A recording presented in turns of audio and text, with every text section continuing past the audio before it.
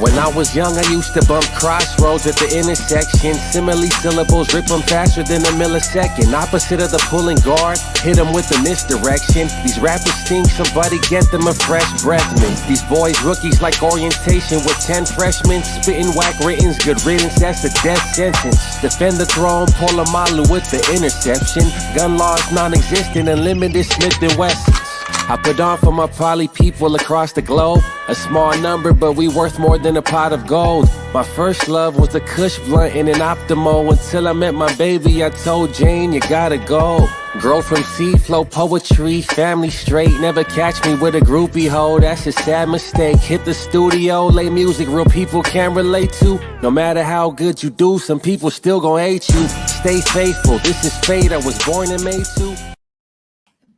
What's up, everyone? Welcome back to the 2-on-1 Fantasy Sports Podcast, brought to you by The Undroppables and presented by Analyst Depot. AnalystDepot.com has the tools you need to be an amazing fantasy football analyst because it's a site dedicated to making fantasy analysis easy and with up-to-date statistics, custom player data, and projection AI, that's artificial intelligence, that allows you to get everything you need for analytics in one location. Create custom player projections and rankings, build custom advanced regression models through their AI, and stuff that I don't even really know. But it's helping me become a better fantasy analyst, and I think you should too, because I kind of suck at analytics. I'm a film guy. That's what I like to look at with fantasy football, but Analyst Depot is helping me become a better analytics guy. And so thank you for joining me today, Tommy Mo at 2-on-1 FFB on Twitter, Instagram, TikTok, wherever you like to digest your social media, fantasy football content, you'll find me there. And today joining me on the show are one's one of my oldest friends from the fantasy football Twitter community, and one's one of my newest friends. And I wanted to bring both of them on today to talk to you, to talk to me, do the 2-on-1 thing about rookies, what they've been up to, some recent trades, well, not trades, but recent transactions going on in the league.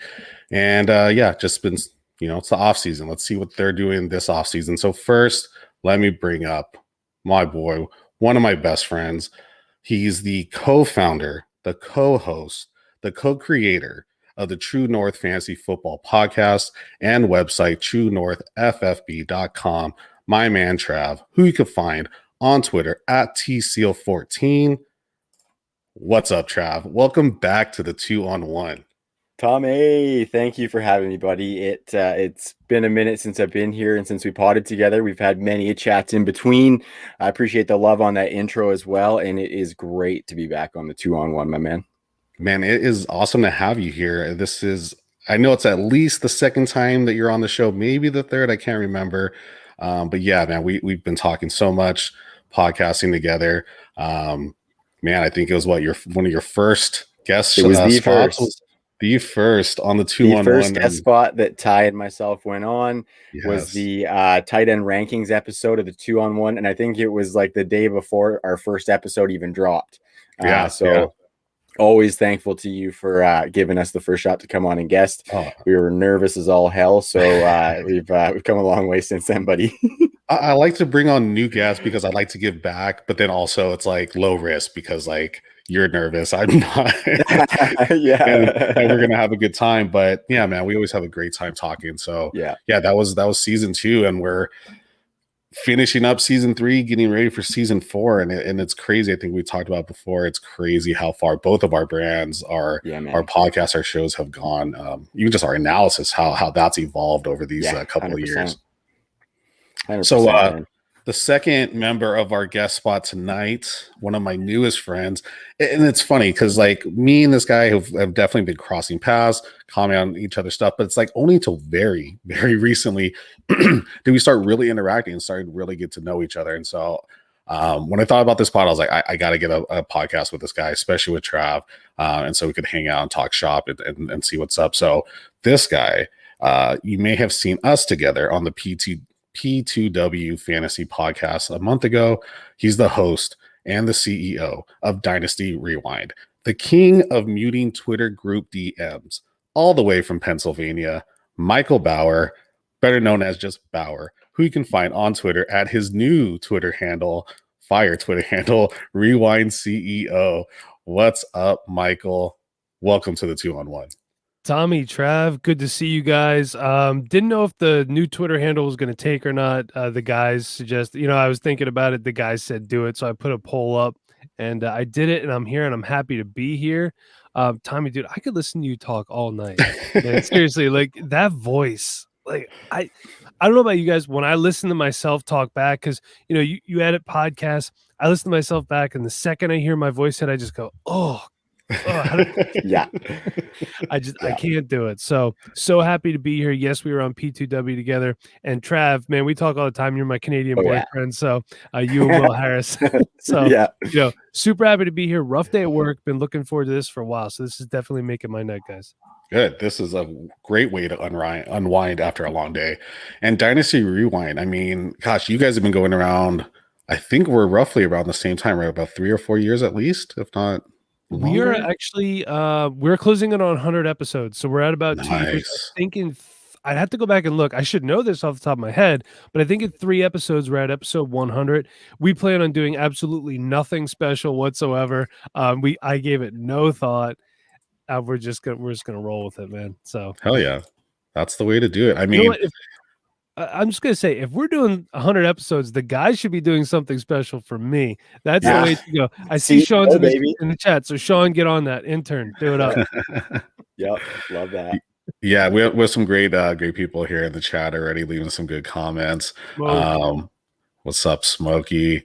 Yeah, it's I do this off-season podcast. I mostly podcast this show in the off-season because I have more time and availability with all you guys, other people from the community, to actually have time to podcast. Like during the season, it's a rat race. Everyone's doing their thing. It's hard to get even just people available, right? So I love doing this off-season pod because it gives just an opportunity to like slow down, reflect on last year. There's not anything hectic, but there's a lot of excitement for the new coming year, for rookies, for dynasty rookie drafts, the NFL draft. It's a brand new season, and I wanted to bring both of you two on just to basically talk about that. Kind of talk about what you guys are up to, what your shows are up to. We share a lot of the same listeners, a lot of the same followers, but I'm sure there's definitely people that haven't listened to Dynasty Rewind yet, or haven't listened to True North yet. And I don't know what the hell you're doing listening to my show and not listening to their show, because their shows are phenomenal. You definitely need to go stop this pod, subscribe, go over to their shows on Apple, wherever you're listening to your podcast, and subscribe both to Dynasty Rewind and the True North and all the other shows that Trav's got going on over there at True North. Those guys are killing it over there with all the content they're putting out. But I wanted to bring you guys on to kind of just talk about what's in the works, what should people be looking forward to. So, Bauer, why don't we start with you? Yeah, it's all rookies all the time right now. We actually started the second week of January. We started with rookies right then and there. And this isn't meant to be offensive to any other podcast, but they were talking about last year, and we just went, we were trying so many things that we didn't know, we kind of lost our identity. So we're all dynasty all the time. We shortened our episodes to 45 minutes, in and out, around work and back. Basically, we want you to be able to finish our episode. If your commute's about 20 minutes, we also do a Patreon. So, we don't want to do like an hour and a half and then do a 45-minute Patreon show. Not going to do that. Also, I see the point after is in the chat. I'm going to be on that podcast tomorrow night. Hope it's live. Sorry if you got to see my face 2 nights in a row. We moved from Fridays to Tuesdays now. My wife and our wives wanted their weekends back. So you know how that goes, gentlemen. But yeah, all rookies all the time. In season, I think we're actually going to shorten the episodes even a little bit more because, you're managing your rosters in the season. You're setting lineups. So I think in like a half hour, 35 minutes in the season, we're gonna hit you quick in and out, get you out the door. And, you want to talk trades, whatever, hit us up. We even on our YouTube channel, we did a team audit for somebody. Great video. It looked into who you could dump, who you could trade for. The dude had a ton of picks. We just kind of laid out who he should draft. So we'll gladly do that for you too. DM me. We'll do an audit for your team. We'll throw it right up on YouTube You guys could get some great strategy going on there too. I like that. That sounds And it was fun. fantastic. It was I, fun and too. I don't know what you're talking about, Bauer. Like, I love listening to your voice. So, like, I mean, we'll just throw compliments fucking back and forth all night, but I don't cringe when you listen to your shit. Listen, Trav, we go way back, bro. Seriously, when I hear what is up, and I hear Trav going, I'm like, all right, I gotta readjust down here driving to work. You know what I mean? It's like Tommy Lee steering the boat. You know, I get you going with that hype video, and then I got to come on strong. You know, you got to that video. Grab these people. That video is fantastic. Did you make that? I made that. Yeah, I pulled some clips together. But shout out to my cousin. I quote my cousin because we're Samoan brothers. But my cousin Zeke UC. He's on Twitter. He's local here. He kills it with the raps, and he played ball too. And so yeah, that track that he sent me was like perfect for that clip. So had to throw it in there. And yeah, it gets me. I mean, I you know, we all love our own stuff, but I love that video too. What's up, Troy? Troy's in the chat checking this out. So Trav, what's new with True North? I mean, I know you guys got a lot in the works. I know some stuff you can't talk about because, you know, you got to keep some things a little secret, but yes, whatever you can talk about, you know, what should the listeners be looking out for? What should they be checking out coming up? Yeah, well, I personally, I'm still mobbing on the True North Fantasy Pod with my co-host Ty McLaughlin. We're having a great time on the pod right now. We've got a lot of good guests this off season. Some bigger names, which was really cool opportunities, and kind of made some new friends along the way. We dropped an episode last night with D Brown, our boy D Brown. We all love him. He is the man, as well as Nick from P2W. It was the first time I've ever potted with him. You mentioned that you guys were on his show, and like I can't say enough good things about Nick. He's a great dude, great flow on the mic, comfortable to podcast with too, kind of like it is with you guys. And it was the first time I'd ever potted with him, so that was really, really cool. So we're doing that. We're just about to get into rookie mode. We're doing a kind of a movement series right now. So last night we talked about the quarterback and running back movement that we're going to see among some of these teams, with some needy teams and some players on the market. We're doing the wide receiver and tight end version of that next week, and then we're going to get into full rookie mode with some really good guests as well. So that's what's going on with the True North Pod.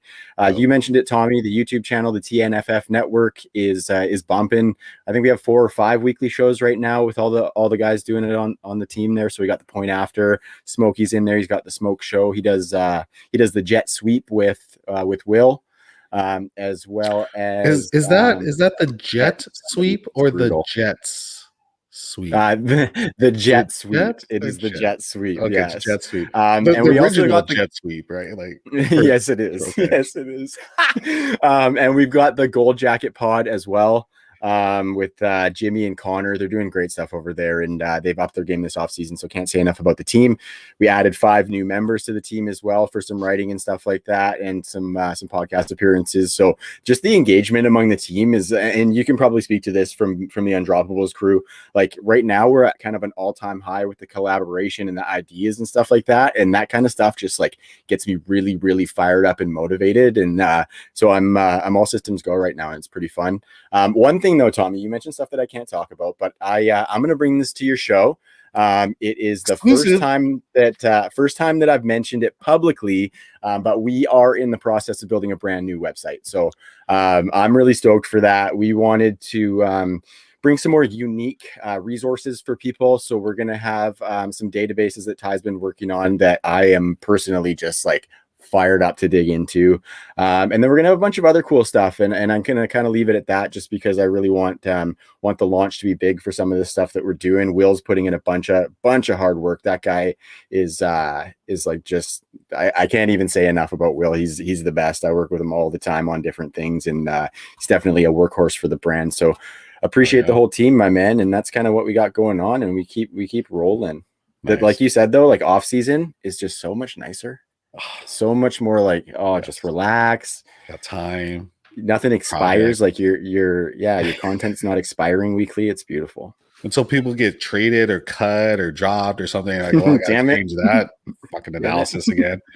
No, but you know, I like And you mentioned Nick. Nick's from P2W. Love that guy. He's awesome. I love seeing the new wave. You know, as we've been doing this for a few years now. Now we get to see like the new wave of podcasters come up, and yeah, he's great because he just jumps right in there and feels super comfortable and is doing a great job. But with you guys, like you two, so for people that don't know, like this is a podcast of all hosts. Like everyone hosts their own podcast, and so we all started roughly around the same time. So it's really cool to see the longevity, seeing people not just keeping it up, but also growing, you know, and also getting better and succeeding. And so, you know, kind of just round of applause to you guys. Like I just like seeing like my friends, the guys that I came up with still doing well, and both your guys' shows, and all your content is great. And so, you know, we could just keep it all night, just kind of like pat each other on the back about how amazing each other are. But as it is a fantasy football show, we do have to have some good analysis, and I love your guys' take. So I want to get your guys' opinions. Excuse me, on a couple guys, and you know, so our first kind of general topic for the night is just some recent offseason roster moves. And so last week I was able to talk about JJ Watt and the implications of that going to the Cardinals. Which personally I love. I think it's great, especially for like a year or two, but not very long. But I think the most recent one, and you know, at this point, especially because of Twitter, it's a little bit old news, but the most recent one is Kyle Rudolph getting cut, and what that means, the implications for Irv Smith. So, Trav, like, you know, what do you think? Obviously, you know, Irv Smith's stock is rising up immensely at this point, but with how things went with Justin Jefferson, Adam Thielen kind of transitioning, is it going to be a lot better for Irv Smith? Are we really going to see Irv Smith get into that top-ish? I don't want to say top, just upper, getting higher tier of rankings for the tight end position. Yeah, I mean, like he has a decent shot because tight end is pretty ugly. We all know that. It's well known across the community, but I'm kind of pumping the brakes a little bit on it, to be honest with you, Tommy. Just a lot of things within the offense as far as the like the lower volume of passing. They like to run the ball. Dalvin Cook gets a ton of runs in the red zone, so he kind of takes a big piece of that pie. And an interesting stat that I had a little while back about Irv is that 25% of his targets this year were red zone targets. So 10 out of his 40 targets came within 20 yards of the end zone, which is pretty lucrative for fantasy. Obviously, the targets are going to go up, but I don't necessarily think like he's going to keep a bunch of efficiency on that because these other guys are just hogs. And I don't really see him getting any higher than like fourth on the target or the target totem pole. And in an offense like that, I just, I'm not buying that he's like locked in like top 8 or anything like that. But if 10 to 12 is reasonable, but it could just as easily be like 18 if you ask me. Yeah. So Bauer, are you kind of the same boat? Or are you a little bit higher or lower on Irv? I mean, you should have already bought Irv Smith at this point. You know what I mean? Looking ahead, you know, and on listening to Unscripted today on the way home, and Paulie said, you know, that's how you do Dynasty. You should have already bought Irv Smith, and he's absolutely right. Paulie's one of the most fantastic people out there. You guys all know him. Let's not go crazy over Irv Smith, okay? If you have Irv Smith and somebody wants to overpay, I'm going to let you go ahead and overpay because the fact of the matter is he was tight end 22 in full PPR scoring last year. You know, him and Kyle Rudolph finished the season with 334 yards and 1 touchdown. Okay, where Irv Smith made his bread and butter, 365 yards and 5 touchdowns. Now, he's not going to get every single one of those targets. That's just not how it works. Right. If you stat him out for, I don't know, we'll just say 650 yards and 5 touchdowns, do you really want to overpay for that? What's that going to land you at? Tight end 12? I mean, yeah, that's a tight end 1, but a low tight end 1, you're gonna have a lot of boom and bust weeks. I'm sure you guys have all heard the rumors about Kirk Cousins possibly getting traded. So that could be, I mean, that was a while ago. Who knows what's going to happen? So there could be an offense in flux too. You know what I mean? And Kyle Rudolph did a lot of things for that offense, blocking. So he allowed Irv Smith to get open. Irv Smith is going to have to do a lot of different things now. He might not always be out running routes. So like I said, if somebody wants to overpay, let him overpay. But if you could get him cheaply enough, which you can't, right now. Wait till after the draft if you want to buy Irv Smith. Let this new group come in and let somebody fall in love with the tight end, then get Irv Smith. That's what I always tell people. The best time to buy rookies is when they're not a rookie anymore. Wait till the come in, you know, they're second-year players, or they're primed for their third-year breakout. That's when you get these guys on your roster. especially those tight end positions. You might as well just wait. Like, what's the point Mhm. drafting a rookie tight end unless you're really just going to stash him on the taxi or something? And, unless it's obviously Kyle Pitts, is something like that's a lot different story. But I would rather go get Bryson Hopkins right now, personally. I like that I'm one. a I big think Yeah. Bryson Hopkins guy, and Gerald Everett, Tyler Higbee, they're not it, in my opinion. They could be No. gone after this year, and Hopkins is still there. Yeah. Well, I think Yeah.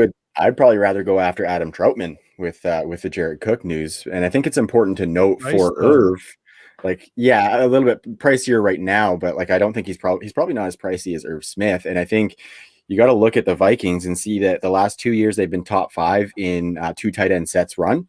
So they're bringing somebody else in. And what if they bring in like a Gerald Everett? You know what I mean? I think Gerald Everett kind of profiles in a similar role to what Irv Smith could be. Or if they don't bring in somebody who's necessarily a blocking tight end, they're going to be asking Irv to block a little bit more, which isn't really his strong suit because he's a little bit on the smaller end. And obviously that means he's not out there catching targets, right? And all 5 of those touchdowns you mentioned, Mike, were in the red zone for Irv. So I think he needs a lot of things to come together for that to come to fruition for him. And Dalvin Cook, Justin Jefferson, those guys could be vulturing touchdowns from 30 yards out or more. So you're exactly Where right. he's not, right? It's Yeah, not perfect. guaranteed. It's not guaranteed Right. at all. Yeah, and Trav, you really segued right into my the next guy on my list, who's Jared Cook, who just got cut. So with that vacancy, are we banking on Troutman, or that they're going to bring in someone else? Bauer, do you think they'll fill that role with someone else, bring in a veteran?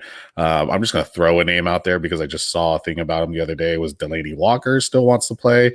Apparently, is all full healthy. Maybe.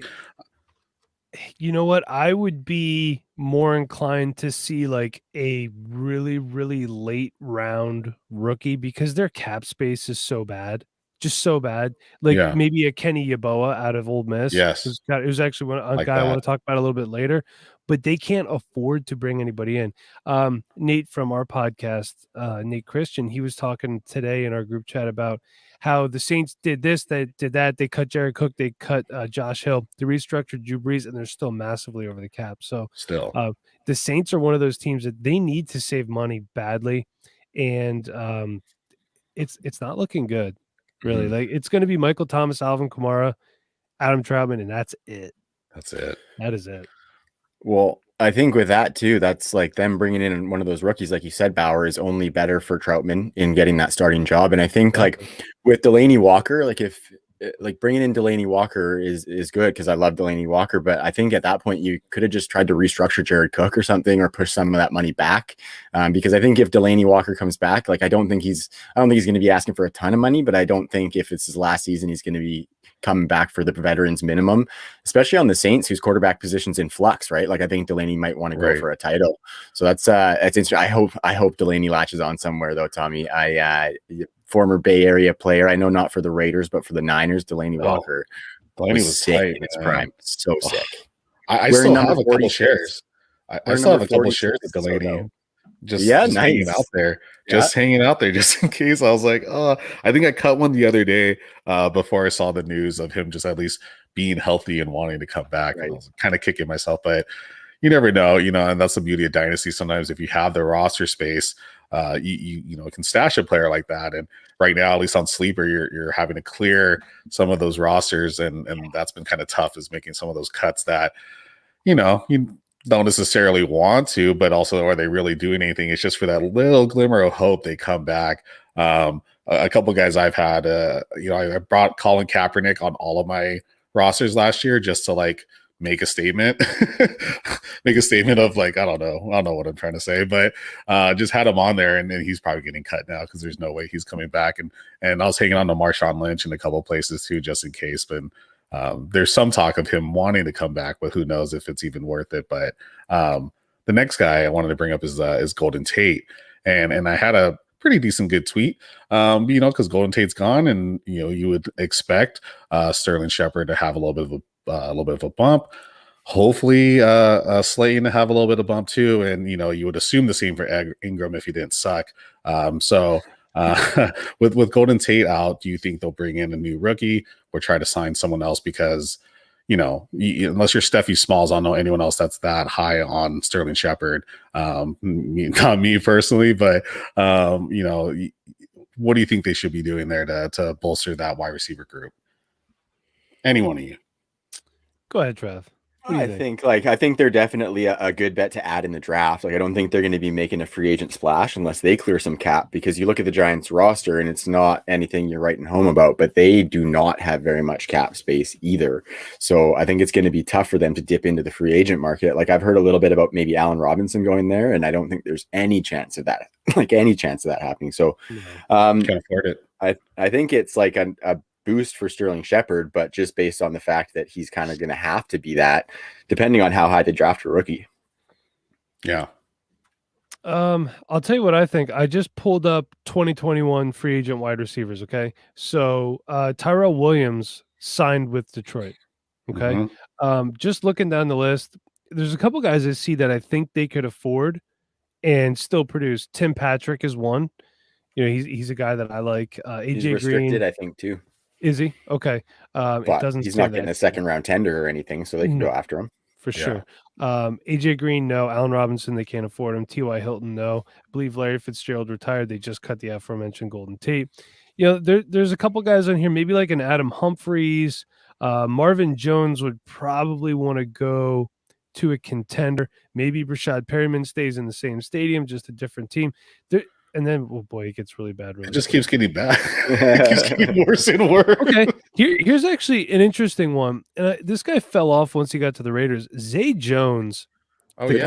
He's got some talent. He just needs, and another guy right here, he just wants to play. Des Bryant said he wants to play another 2 years.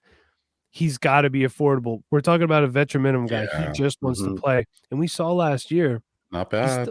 He doesn't have it like he used to as Cowboys right. but he can be a productive receiver still. So it's gonna have to be a really, really safe floor and a kind of a boom ceiling. Probably whoever they sign is a guy that if you're holding him as soon as they sign and somebody's interested, he's gone. Gone. Because he's not going to be much for fantasy. But this is the great thing about fantasy, and especially dynasty in particular. When people want to overreact and overpay, I let them do it 9 times out of 10. The other day, somebody's really interested in someone. I have the 1.5 in a draft. They offered me the 1.6 and a 2022 second. To move back one spot, absolutely take it. Yeah. It was a team I took over. It was a team Right. I took over. The team was trash. I just need draft capital. However, for that, I'll move back one spot. I know I'm not going to be competitive. I'm not a playoff team this year either. So, yeah, it's looking bad for the Giants. I don't even know what Golden Tate's going to do. He's going to be a guy that's probably going to take a lesser contract somewhere too. We're going to see a lot of veterans get cut. It's going to be real interesting. So if you have a lot of vets on your team, if you get offers, you need to really strongly consider those offers, and you need to do it quick too, because this year you are going to see a massive influx of youth with the way the cap is structured. And it's what they say, man, shit or get off the pot. You're going to be stuck cutting guys. Sorry, I didn't know if I was allowed to curse on here or not. Sorry, I should ask first. Just earmuff. If you're at home and you're underage, earmuffs. Okay, shit, fuck. You can say whatever you want. But I love that you pulled up the wide receiver free agent list, because that sounds fucking terrible. And as go down. So I guess it's a really good year, like you're saying, bring an influx of new talent. There's a ton of rookie wide receivers that are going to be great. Add them to your dynasty rosters and cut those old guys or trade them while you can, because you might not have that much time left, as Bauer was saying. I completely agree with that. And yeah, Des Bryant, that's a real interesting one too, because Des just reminds me of like Michael Irvin 2.0. Like if Michael Irvin wanted to come play right now, throw him on a fucking team and he's gonna like do something great, and he's gonna catch a touchdown. Like he's always so right sweaty. Now. Always. Well, always so sweaty. Well, yeah. Actually, there's one on here that I'm kind of interested in too. If they went to the Giants, that would interest me. One is Zach Pascal. He is only 27, and there's actually 3 that I like. Chad Beebe. You fit that role too. Fit that that Golden Tate role. Chad Beebe is another one, and where was the third? Laquan Treadwell. These are guys who are all 26, 27 years old. They just want to play. They'll probably come a little bit cheaper. Treadwell's got that first round draft capital. I know it's from years and years ago. He's Yeah. got to be wanting to prove something. He just needs a chance. Well, I'm just saying, like these, You okay? you know how I'm it is. The first round guys always get chance after chance, Always, after for chance, sure. after chance, Absolutely. every time because Yep. they have that first round First capital. round. And Yep. Yeah. again, let the talking heads on Twitter get you more draft picks. That's the way I Yeah. say it, man. And the thing I think with that too is that like that if they're going like that low in the barrel, then I don't know if that guy's necessarily going to leapfrog Shepard and Slayton in the target totem pole, right? Because Right. I don't think like Chad Beebe like it is a slot guy, and the thing with Golden Tate leaving is that him and Shepard kind of were there to do the same thing. So I think the guy that they add is going to really tell me maybe which one of Slayton or Shepard I might want to invest in late in drafts, right? Because if they bring in another slot guy, we saw that it's not good for Shepard unless Golden Tate gets hurt. Slayton's my favorite out of that group because he's got that deep speed. But if they were to bring in like a Brashad Perriman, I think that hurts Slayton quite a bit because Brashad Perriman is a good player, man. He fits a role as like when you need him, wide receiver 3 on your roster. And Slayton, like we wanted that from him. We wanted him to be a locked in wide receiver 3 last year. Tommy, you and I talked about this quite a bit because we both liked him. He was on my header. He was on my header all season. It just didn't happen. I know you recently changed that. Yeah. Kicked his ass off of there. Yeah. But yeah, and Perriman's a great example. Good NFL player, bad fantasy player, and good NFL players sometimes where the role is not solidified are definitely going to take targets away from those other guys that are there. And so me still having hope for Slayton. I looked it up today. Slayton has 2 years left on his contract, but the dead cap space that he would leave after year 4 in 2 years is way, way less than it would be from this year. So definitely think it's kind of a prove it year for Slayton. Definitely in year 3 breakout, hopefully that he could make something happen. Who was the other guy you were mentioning too? It was not Brashad Perriman. Damn, I lost it. But... BB. No, let's move on. Treadwell. Laquan Treadwell, that's what it was. I saw another thing on Twitter where it was showing, and I forgot it was Ryan McDowell's. Someone was showing like DLF's ADP for like the last four or 5 years, and Laquan Treadwell was like the 103 or 104 or something, And so there's always those guys that are going to creep up to the top, and everyone, because of some analyst loves him on Twitter or his tape or his analytics or something, just pops off, and that's the guy, and he gets that high draft capital in the draft, and then therefore pushes it up even more in the rookie draft, and then they end up being Laquan Treadwell. And you make my boy Trav Seal throw up on my fucking podcast because he's Laquan Treadwell. What's up, D Brown? And then Trent B wants to ask a keeper question, so go ahead and throw that in the chat, Trent. We'll get to it. Yeah, you mentioned Tyrell Williams to the Lions. That was another one that was on my list. Obviously being a Raider fan, we had a lot of hopes for Tyrell. It just didn't work out. Loved him when he was at San Diego at the time because it was a real good compliment to Keenan Allen. Had a lot of potential to be a really good number one for the Raiders, but got hurt. And then the biggest news I think for today, Big Ben is back for 2021. Got re-signed and it's back again. I mean, do you think with him back, most likely also losing Juju if Juju's not fully gone yet? Deontay Johnson, them figuring out what they're doing at running back now that they have their quarterback at least solidified for this year. How are you liking their outlooks fantasy-wise going forward with their fantasy-relevant players? Bauer, let's start with you. Yeah, I mean, it's hard to say. I want to see what they do at running back first. They need something there. Hey, look, why can't he? Oh, James Conner, his story's great, but he just doesn't have it, man. He's always hurt. Yeah, and I get it. Being injury prone is not a thing, but then he's just not healthy prone. We'll call it. But losing Juju, it's going to take coverage. Yeah, cancer, man. Well, I'm not talking about that. And look, he went through all that, and that's fantastic. But he can't stay on the field. You know what I mean? So in the NFL, and again, the story is fantastic, and I'm glad that he's still able to be an NFL player. Seriously, I would love to see him go to like Jacksonville. I think him and James Robinson would be a great compliment for each other because they kind of do different things, and that'd be a really, really good tandem. He doesn't have to be an every down back. Yeah. That being said, I'm concerned about Juju leaving. He takes coverage away from Claypool and Deontay Johnson. So If you want to sell high on these guys, if you don't have a good team, you have Claypool, you have Johnson, get rid of them. Big Ben, you should have probably already gotten out from them. I'm not all for these guys. I'm just lower. The ADP is probably going to be a little more than I'm willing to pay right now. Yeah, I saw Big Ben in a couple areas that I'm like just hanging in there trying to like work a trade for another quarterback. And at least we get him for one more year. But curious what they do in the draft too for both, the running back and the quarterback positions.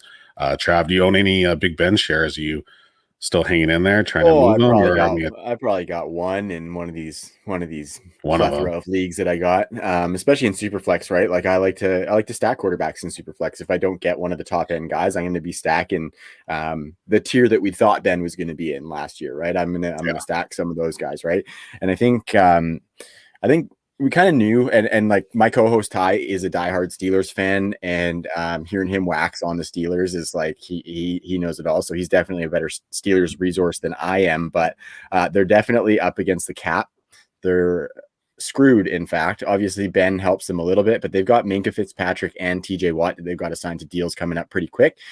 So as far as the running back room, we talked about this last night on the show, actually, that if they want to go in the draft, they might have to go with their first round pick because their second round pick is at the 55th spot. And they have like 4 or 5 running back needy teams ahead of them, including the Dolphins pick twice in that second round alone, let alone all the other picks in the first round. So I think they're going to have to go that route. So if they go in the first round, that's huge, but I'm not so sure they're going to. And as far as Ben coming back, like I think Juju going will maybe help a little, maybe a little bit, because Chase Claypool might get a more diversified kind of role as opposed to that deep threat or, running some of those sweeps and stuff that he's been running, which he's like a massive guy to be running those plays. It's pretty awesome to watch him do it.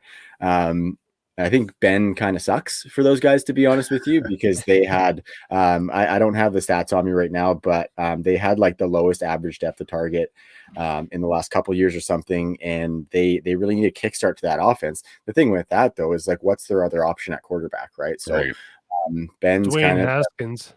Yeah, but I think he needs a little bit of time and maturity, right? And I'm not necessarily sure he's going to learn that from Roethlisberger, but I think it like a year with Mike Tomlin is probably good for him. Like a year under Mike Tomlin is probably the good part. So you never know with Haskins, but I don't think he's the shot in the arm that they need, and they're just kind of going to roll with Ben for that one more just to try and, because they have a defense that can be Super Bowl caliber. So I think putting Dwayne Haskins at quarterback with that defense is kind of a detriment to the defense, really. Why is this the first time I've realized Dwayne Haskins and Big Ben are going to be at the strip club at the same time, and how much of a shit show that's going to be if it's with those two? Yeah, Big Ben's going to have to tell Dwayne Haskins to cut it out with the selfies that he's been taking, because Ben does not want any photo evidence of the strip club. Put the phone in the black box. That what happens here stays here. No evidence. And I saw today. So what Steelers have what pick? Gosh, was it 23? I think it's 23 or 24. Yeah. Yeah, somewhere around there. And someone was saying, I tweet so much, I forgot who said it, but someone was saying possible Najee Harris there at 23. And I was pretty fucking stoked about that, just because I have comped Najee to a faster, better Le'Veon Bell, at least coming out of college. And, just kind of fitting right into that scheme right away would be phenomenal.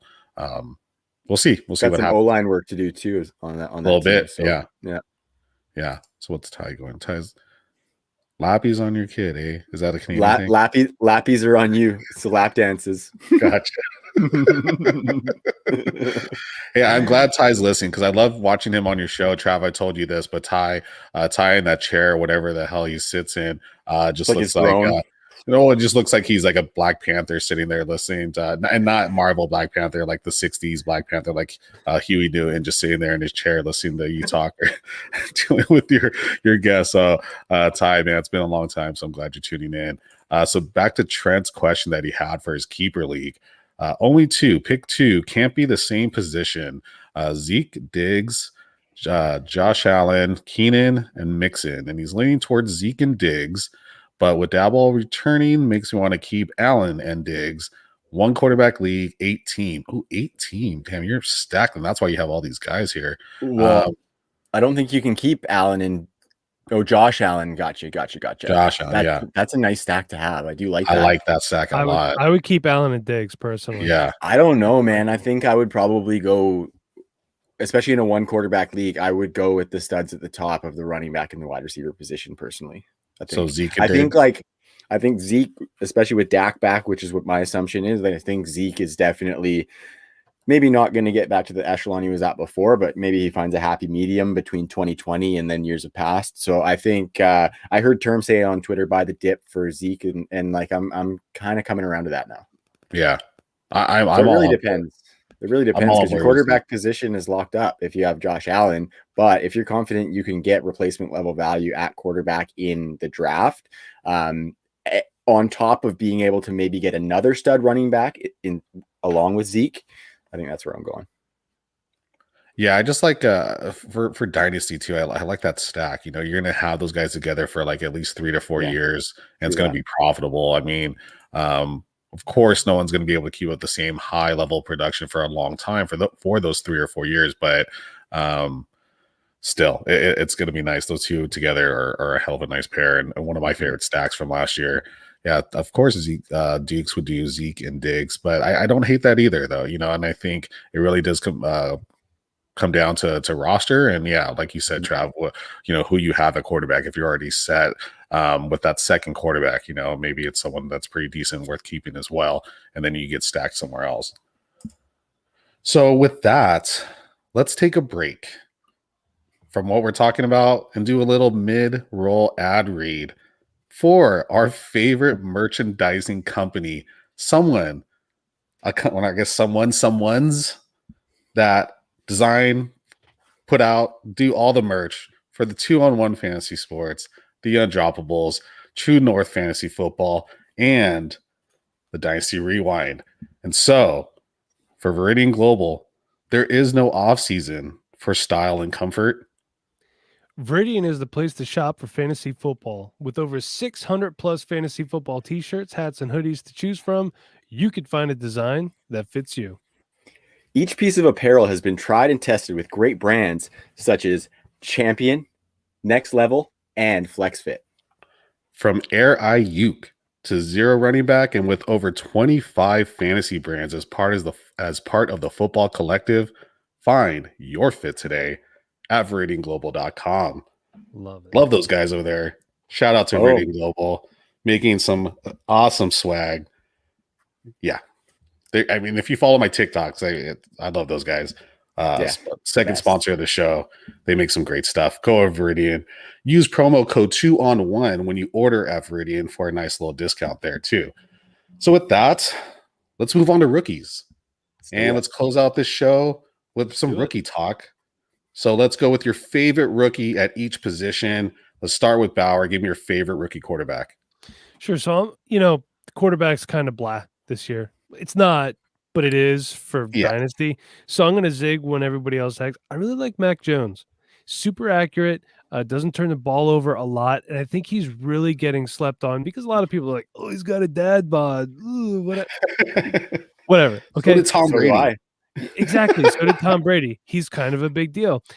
Look at what he did with less quote unquote offensive firepower than what Tua had. The team that Tua had last year was stacked compared to this Alabama team, and it's still a fantastic team.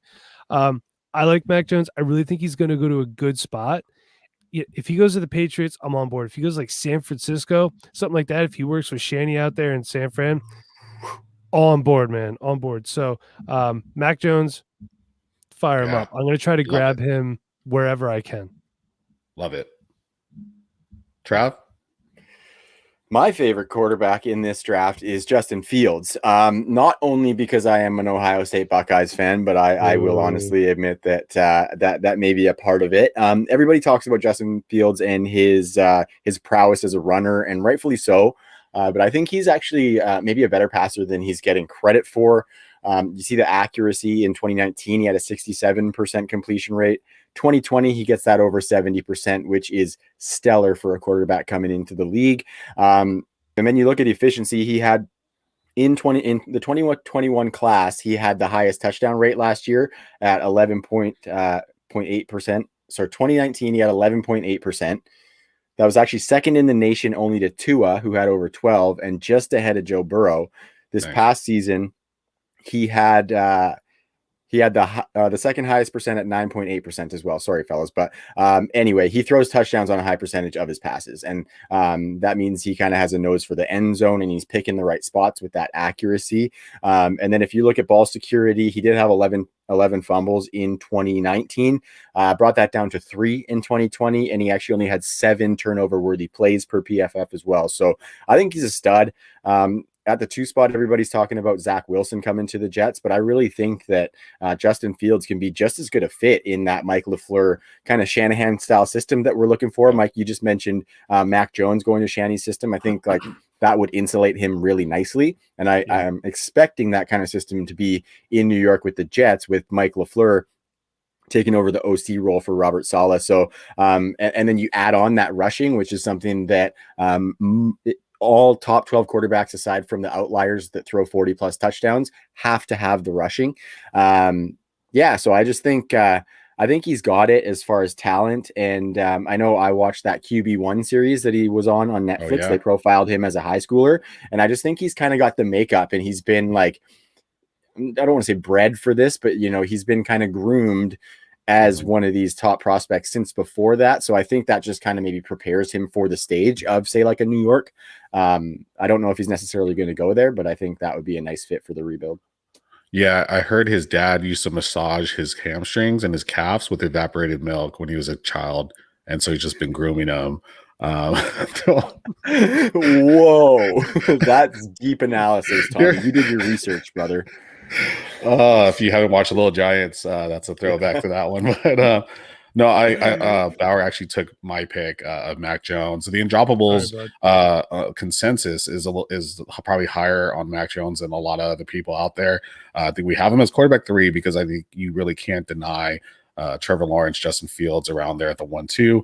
And I really want to like Zach Wilson. I talked to a lot of people that love Zach Wilson. Our friends over at the Fantasy Football Astronauts are really high on Zach Wilson, getting up to like almost close to QB1, but he just reminds me of Baker Mayfield a little bit. I mean, not Baker Mayfield, a little bit more Johnny Manziel.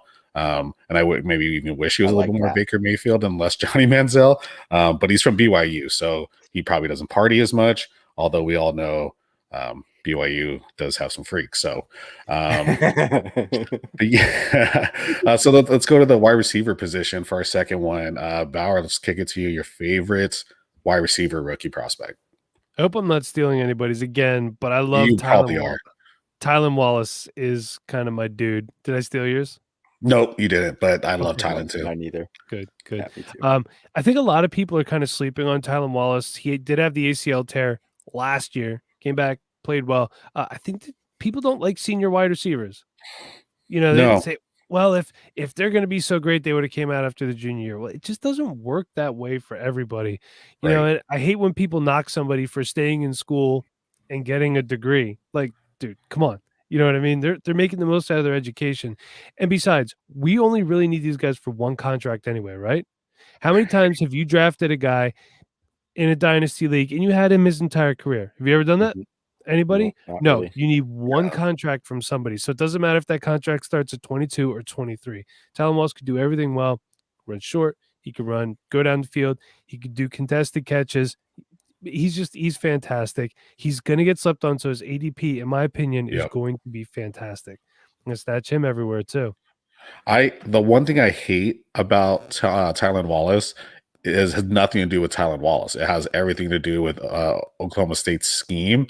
I hate watching film on Tylan Wallace, and I forget the quarterback's name, but watching him just basically key in on one guy, and hopefully that's Tylan Wallace, but a lot of times it's not. But he doesn't go through progressions, and he doesn't even look at Tylan Wallace if Tylan isn't the primary target for that play. So I think his production could have been way higher. I don't have the numbers in front of me, but I know he was pretty good production-wise, but the production could have been even higher if the scheme was a little bit better and a little bit more dynamic and had a quarterback that would look to him as the second or third read in the progression. Trav, who's your favorite wide receiver? My favorite wide receiver is De'Ami Brown from North Carolina. Love him. He's a pure outside deep receiver, and he is electric. So, if you look at the stats, back-to-back years of over 1,000 yards, and a lot of people say don't look at the surface level stats, and he had 20 touchdowns in those 2 seasons combined as well. They say don't look at the stats, but when I look at that, to me, that looks nice because this is a team that also has 2 stud running backs producing big in Javonte Williams and Michael Carter. And this offense last season in 2020, they averaged twice as many rush attempts as they did pass attempts or pass completions. They only averaged 20 completions per game last year, which is pretty low for college football. And he still shined like pretty well. It wasn't like a 1,600-yard season or anything like that, but in that offense with those running backs, I think that's fantastic. You look at his piece of the pie and his market share of the team's targets and receptions went up every single year he was there. So it was improvement, right? And then I talk about him being the outside deep receiver. If you look at 2019, when we had a lot of stud wide receivers, like the wide receiver class that just had their rookie season is a ton of studs. Yep. De'Ami Brown had the 3rd most deep targets and receptions and the 2nd most yards and touchdowns on deep passes. So he is really good when they are throwing the ball downfield. I think that one is in the Power 5 conference. Sorry, I just want to make sure not in the nation, but in the Power 5 conferences. But then this year in 2020, with those running backs producing more than they did before, he was top 5 in all those categories, aside from touchdowns, where he was still top 10 at 8th. So I just think with that, for his size at 185, he had 21 contested catches this past year. So I like that when the guys who aren't the bulky, prototypical alphas are going up for the ball. They're not scared to get mucked by a defender coming across the field. Like I like for those smaller guys, like Tyreek Hill has a lot of that in his game, and he's probably smaller than De'Ami Brown. So maybe not though, actually. But yeah, I just think he could be like kind of a little guy. Yeah, I think he weighs more than he looks though, just because he's kind of like a stocky little guy. But I think for De'Ami Brown, if you put him in a role like Will Fuller's been used in Houston, hopefully he doesn't get hurt like Will Fuller did, and I think he could have like that kind of upside. Yeah. I feel sorry for that quarterback though at North Carolina. I forget his name. Howell, I think. So is he coming out? Do you guys know? I don't even And know. He went back. You shouldn't. Well, and he should just hang it up because you had Daz Newsome, De'Ami Brown, Javonte Williams, Michael Carter. It's not going to get any better than that in your career. So just hang it up. Even if I know you listen to this pod, okay? So up, you're done. Just graduate, get your degree, and just move on, because it's only downhill from here. It's not going to be any better. Like, that team was phenomenal. You will watch film on one guy and you're just looking at the next guy. And exactly. Javonte has risen up to my RB2 in this class because that guy is legit.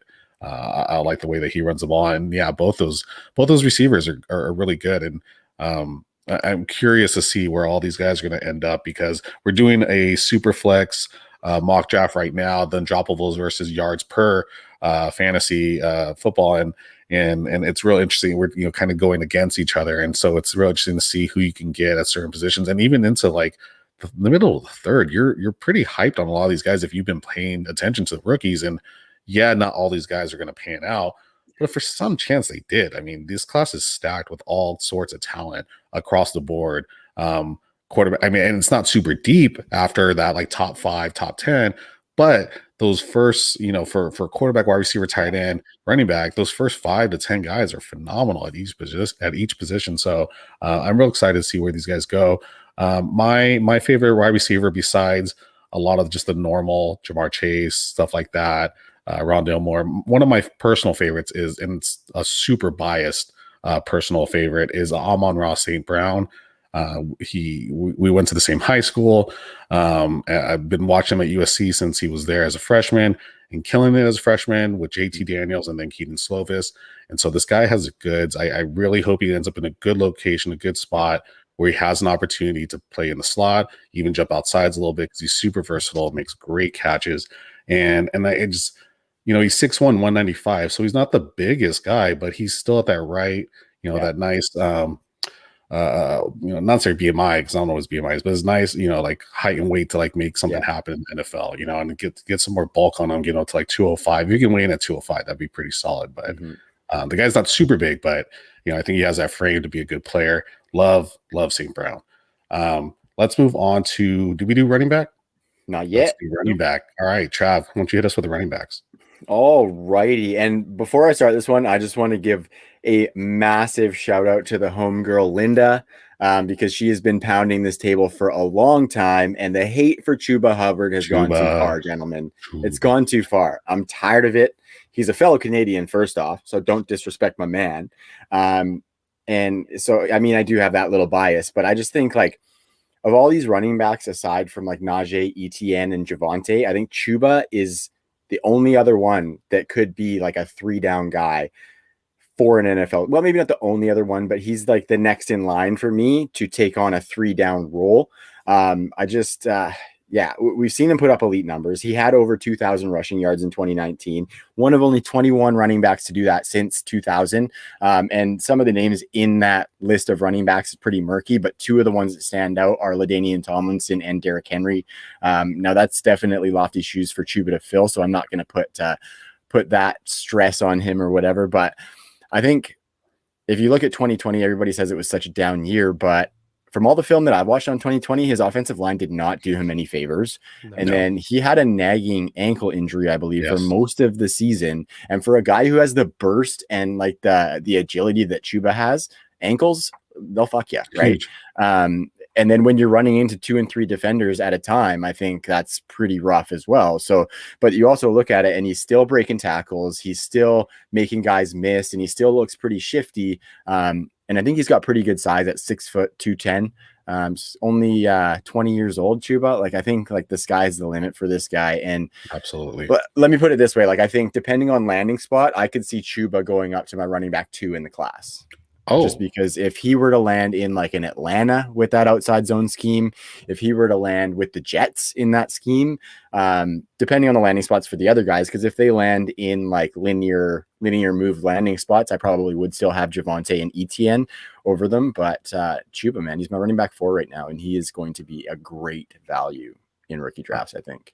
I thought I was high on Chuba, and I have him at like RB5. If you're saying RB2, I mean, yes, I think landing spot's super important. Well, that's post draft. Right now, I have him at 4. You saw the clip of Chuba on the intro. That dude is fast. And has there been any other player in recent memory that has fallen off in people's minds harder than Chuba has because of 2020's performance? Exactly. And it's like, did you not forget there was a pandemic and things changed and his coach was wearing like really inappropriate, like, not inappropriate, it wasn't like a dick on it or anything, but what I'm saying, and they had that issue and that has to play in the dynamic a little bit. You have the ankle stuff. I mean, people always talk about he can't break tackles too. And yeah, he's getting hit low and he has a hard time breaking low tackles, but that's hard for anyone to break. But they use him so much on the goal line, and someone that's used on the goal line is trusted on the goal line to get in the goal, and get in the end zone and make penetration and not fall down. So I think that speaks almost more for me. That speaks more to his game and ability to break tackles and ability to break through the line of scrimmage, and just how they used him so much at the line of scrimmage at the goal line. So Bauer, who's your favorite running back prospect? I do want to say also to touch on what you said before, when I'm talking about guys that I like, I'm not talking about the big guys, like, the consensus guys. So I'm kind of going outside of that. Your personal favorite, like who you just like, Right. Yeah. Also, I don't want to say what I think about Chuba Hubbard because Trav's not going to like it.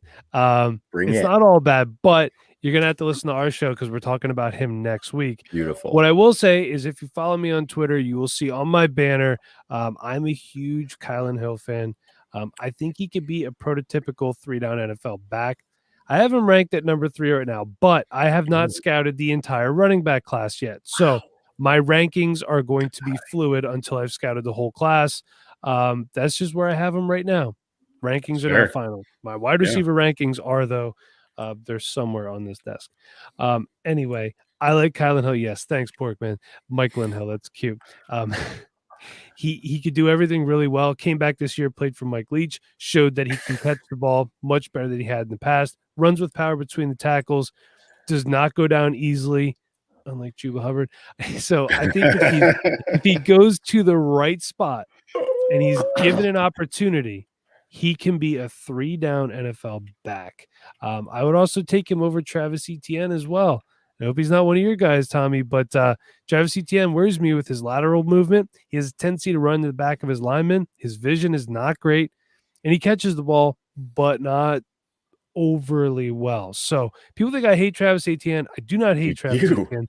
Full disclosure, it's just his ADP is going to be too high for me.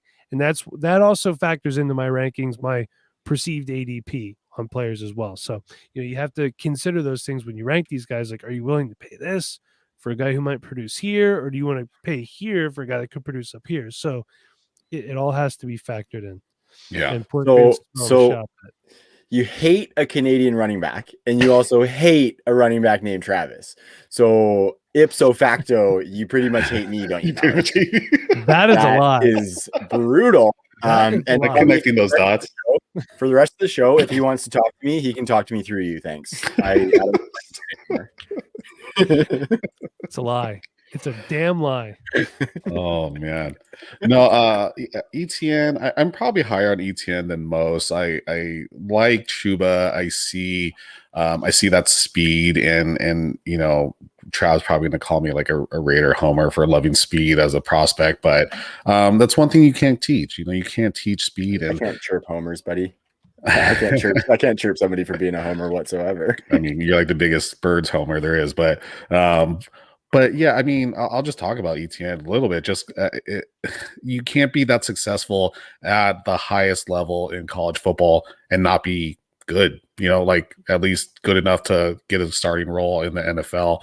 And I know he has his limitations. He has his weaknesses that people have clearly pointed out on Twitter, because his stock is definitely dropping. But the guy's performed, and he's put it on tape, and he's put it on tape consistently. So I do really like Etienne, but Javonte is probably my newest crush at the running back position. He didn't start high for me, but as you're going through the process, as you're starting to watch tape, he just reminds me of like a Marshawn Lynch type, someone that can kind of do it all, but is a little bit bigger dude, as far as like being how he plays, is a little bit of a bruiser. So I really like Javonte. I hope he ends up at a place, I don't know, like I think somewhere even like, kind of reminds me of like, if he could fit in at Green Bay with like Aaron Jones type, he could do really well. But yeah, that's Javonte. Man, he reminds me of old school football, like when I watched Javonte play. So I really like him a lot. Steelers would be nice for him. Like Steelers would be good too. Say Najee goes at the 18th pick to the Dolphins. The Steelers come up at 24, and they decide they're going to get that running back because they're not getting Javonte at 55. Risk it for the biscuit. Question for you guys. Let's just say that we both have Harrison Williams as our consensus 1-2. Okay, we might not, but let's just say for the sake of this, if Harris goes to the Dolphins and Williams goes to the Steelers, would we put Javonte Williams over Najee Harris? Do we think that's a better landing spot? Or you're still going to keep Najee at 1? Because I heard some people that would flip on that. Right. Yeah. Right. And I think it's because of the offensive line. They got a lot of work to do, and that's not a cheap position to fix, and they don't have a lot of cap money. And one stat that Ty threw out last week on the Steelers is that they haven't eclipsed 1,500 yards rushing over any of the last 3 seasons. And I think that was the lowest in the league the last 3 seasons or something like that. But I don't know the exact quote, but either way, they got some work to do before they're a rushing powerhouse like the days of Le'Veon Bell. Yeah, Najee's kind of like Jonathan Taylor last year for me. He's locked in at 101. He could land almost anywhere. He'd still be the 101 for me, unless I don't know, it's going to like the Giants, somewhere where like Saquon or CMC, and that would make no sense, but it would have to be that extreme for me to like drop him at all in any rankings. I've been locked in on Najee for a while, and I don't want to say it's take lock. It's just when you see something about a certain guy, again, like I saw with Jonathan Taylor last year, I was just like, that's it. Like I've been watching tape all year throughout the college season, so I don't necessarily need to go and watch tape again to know like I freaking love this guy. And for me, for Chuba, is a little bit of that too. Is like I watched him play, and so I know how things went downhill, but watching him play in 2019, I was like sold. Like this guy, I can't wait for him to come out. This guy's great. And so yeah, shout out to the unicorn out there. If that's your real name, that's interesting to know. Nice to see you. But she actually is one of the new members of the True North team. Yeah, been a great addition to the team. We love you. And I told you that part of the deal was that you're not allowed to give out your first name publicly. We got to talk about this. You got to have that aura, that mystique of the unicorn. The unicorn aura.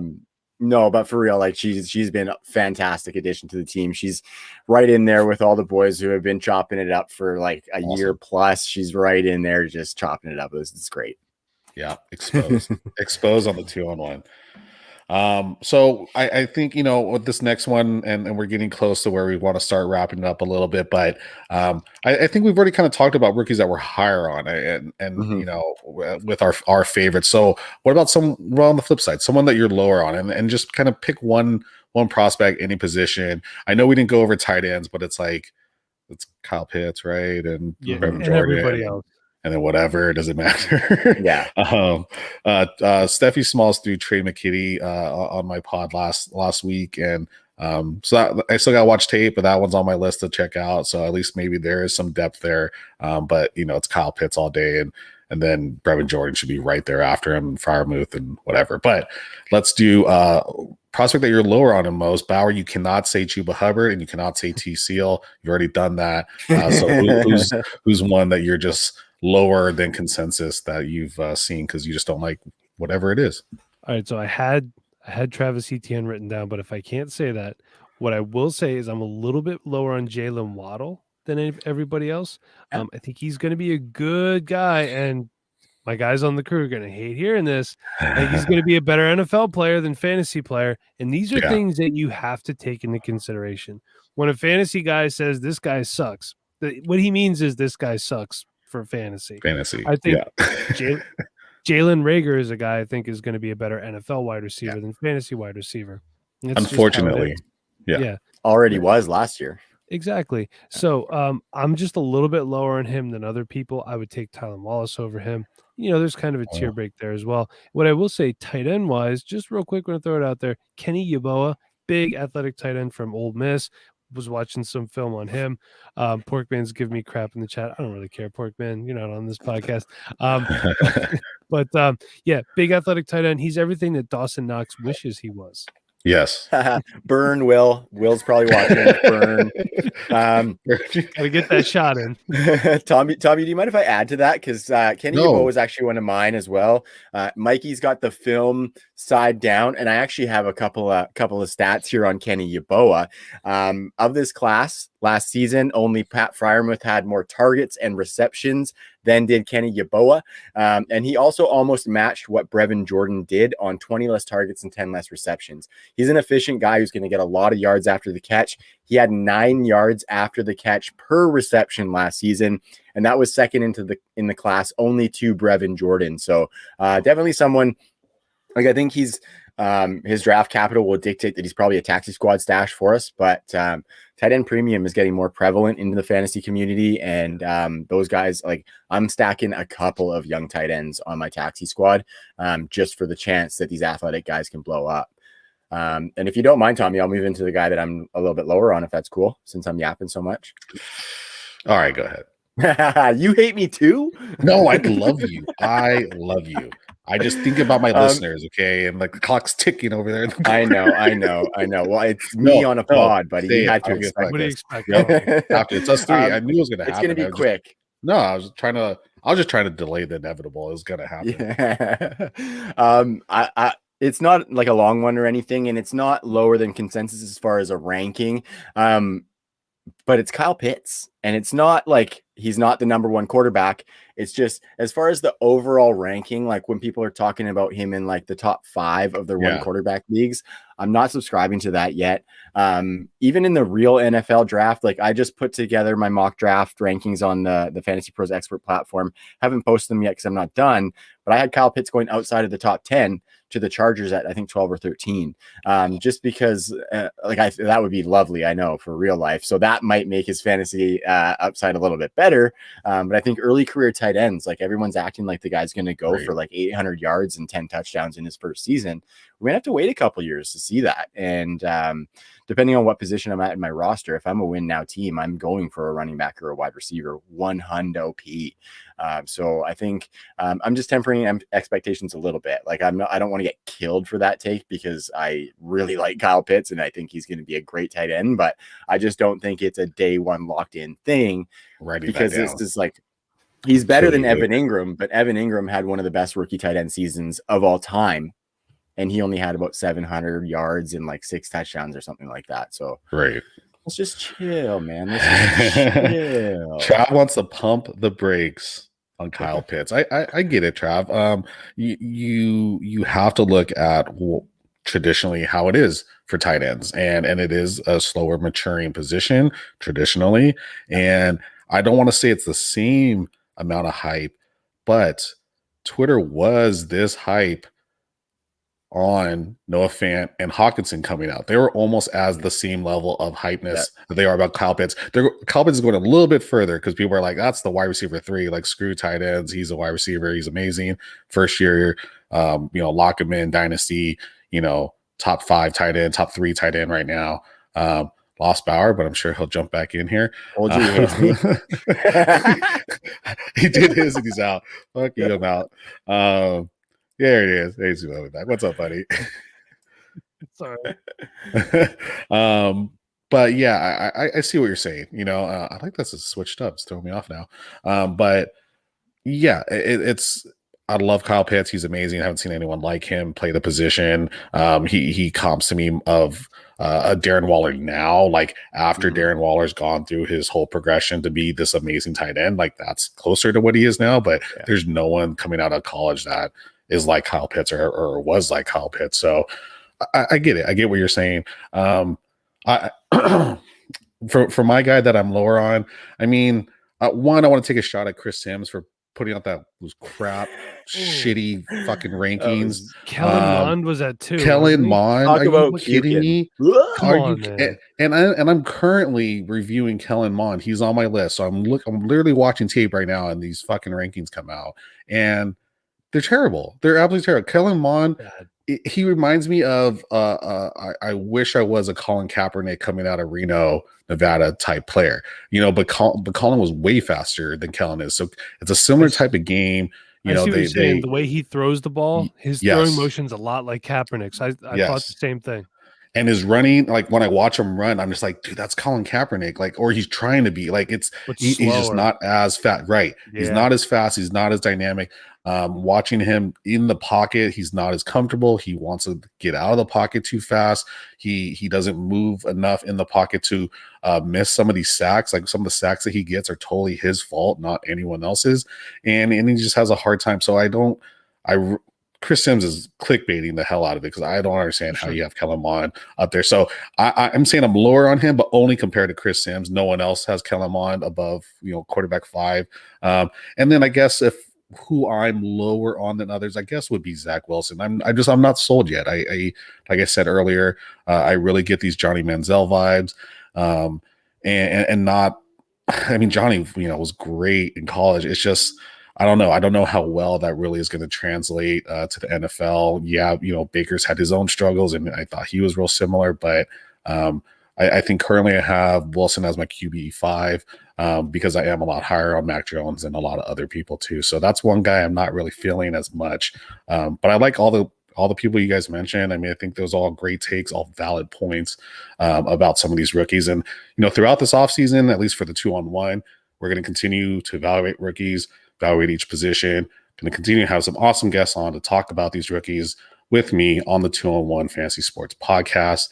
And before we get out of here, let's do a tradition on the 2-on-1 and drop some free nuggets for our listeners. So Bauer, why don't you go ahead with that first free nugget? Nuggets. Dude, I miss my soundboard, man. I I know. need a I soundboard remember for that one. StreamYard. Yeah, when you had it was like So that good. robotic female voice. It Yeah, was I'll have to beautiful. like put it in post or something, but So free nuggets. Number one, don't ever scout the helmet. A lot of people knock Justin Fields because he's an Ohio State quarterback. He's a lot better than what they've been putting out lately. And number two, do not buy into Twitter narratives. I'm a narrative buster. Do your own research, do your own scouting, listen to people that you trust. Don't trust the people that are constantly flipping and flopping to go with the flow. yep. That's what I got for Yeah. you. You gotta do your own thing. Do your own research. Mhm. Even if you're starting off someone else's rankings, still create your own. Totally. Do what's best for you. For sure. Watch the tape, do the analytics, check it out. Love that. Trav, free nuggets.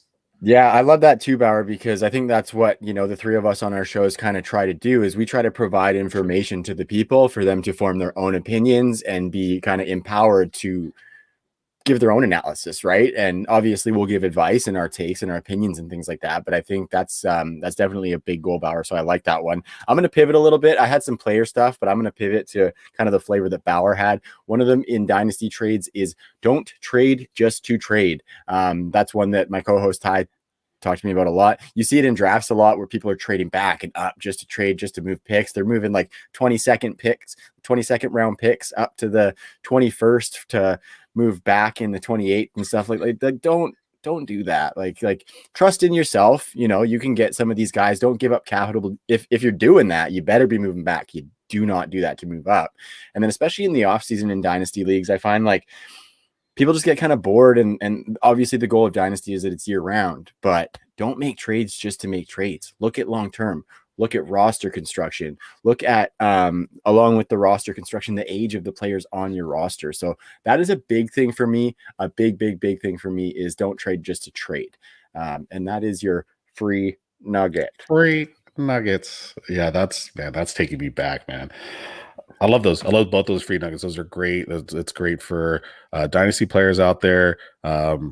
Yeah, and my free nugget for today is strike while the iron is hot. There's gonna be a lot of things happening every single day for the next 2-3 months up until the draft, and some of those rookie picks. And I think maybe I did tweet this out, but some of those rookie picks, especially those first. And it also might have been Jack saying this too, Jax Falcone at Dino Game Theory. But those rookie picks are going to appreciate in value as we move forward. It's like AMC stock a couple months ago, and so you just want to keep riding that wave until it gets higher and higher, and then hold that draft pick for draft day. And when you're on the clock even and someone wants that pick, that's when it gets the highest. When they see their guy that's there and they want that guy and it's still available, that's a great time to capitalize. But that's on rookie picks, and that goes back to taking advantage of the value that you have in certain players, because right now it could change from day to day. But those with people getting cut, with people getting traded, and then with new talent coming on the team. So yeah, all great advice, all great free nuggets. Loved having both of you guys on here. Thank you so much for joining me on the 2-on-1 Fantasy Sports Podcast. And why don't we just go around the horn one more time on where they can find you, where they can find your work, what we should be looking for. So why don't we start with Trav? Yeah, so you could find my work on the True North Fantasy Podcast. Subscribe to the TNFF Network on YouTube, and you can find me on Twitter at TSEAL14. I'm usually bumming around there, shooting the shit with some people, so you can find me out there. But TrueNorthFFB.com for the team's work. Love the team and what they're doing. And anybody who's watching this, make sure you're subscribed to the Undroppables and all of their work, because these guys are just next level people and next level content. The depth of thought amongst that entire crew is incredible. And Tommy talked about me coming on his pod as the first guest spot, and I have learned so much from all of these guys, so much, and I feel like I can go to them and bounce ideas off and stuff. So I appreciate you and the entire Undroppables crew, as well as go check out the Dynasty Rewind Patreon, because Mike is one of my best buddies and they're doing some really good shit over there. Well, I appreciate that, Trev. I guess we'll just we'll segue that right into me. I second that. Definitely check out all the Undroppables crew. They're all fantastic guys, and the True North crew. Really, between the three of us here, you don't need to listen to any other podcasts. Nope. You know what I mean? You You're got good. it all Right. covered. So nothing else. You could find me at my new Twitter handle at Rewind CEO. Not a ton of fantasy content, mostly just trolling people. Follow the show at Dynasty Rewind. We do have a YouTube channel as well where we are uploading new mock drafts every Monday. I usually don't take part in those. The guys handle that and they do a fantastic job. Also, they like to start them when I'm not even home from work yet. So it's a little hard for me to get on that. But we do have a Patreon. I try not to pump that too much on other people's podcasts. So I'll just say it real quick. $8 a month, you get written content, a bonus podcast. The guys did one, they didn't have any shirts on. They were all drunk after the shot. Nice. So I was a part of that. bonus content there. It is all good stuff. Our DMs are always open. You have any questions, you can hit up any one of us. And if we don't know, we got a whole crew that we're gonna reach out. We're gonna help you out. Hell yeah. Love that. Yes. And so if you're listening to this pod live on the YouTube replay, on your listening ears while you're doing your commute as a podcast, make sure you are subscribing to the True North Fantasy Football, TNFF, and Dynasty Rewind, two of the best podcasts out there, as well as the Undroppables and the 2-on-1, and just whatever app you listen to your podcast on, just type in the Undroppables on the search bar and you will find all 4 of our amazing podcasts, with another one that we're adding and probably a couple more throughout the off season.